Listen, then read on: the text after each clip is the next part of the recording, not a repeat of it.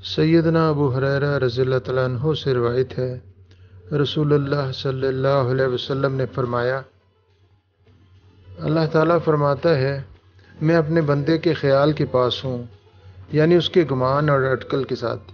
نبی رحمۃ اللہ علیہ نے کہا، یعنی بخشش سے اور قبول سے اس کے ساتھ ہوں، اور میں اپنے بندے کے ساتھ ہوں رحمت اور توفیق اور ہدایت اور حفاظت سے۔ جب وہ مجھ کو یاد کرتا ہے، اگر وہ مجھ کو اپنے جی میں یاد کرتا ہے تو میں بھی اس کو اپنے جی میں یاد کرتا ہوں، اور اگر مجمع میں مجھ کو یاد کرتا ہے تو میں اس کو اس مجمع میں یاد کرتا ہوں جو اس کے مجمع سے بہتر ہے، یعنی فرشتوں کے مجمع میں۔ اور جب بندہ ایک بالشت میرے نزدیک ہوتا ہے تو میں ایک ہاتھ اس کے نزدیک ہو جاتا ہوں، اور جب وہ ایک ہاتھ مجھ سے نزدیک ہوتا ہے تو میں ایک باہ یعنی دونوں ہاتھوں کو پھیلاؤ کے برابر اس سے نزدیک ہو جاتا ہوں، اور جب وہ میرے پاس چلتا ہوا آتا ہے تو میں اس کے پاس دوڑتا ہوا آتا ہوں۔ صحیح مسلم حدیث نمبر 6805۔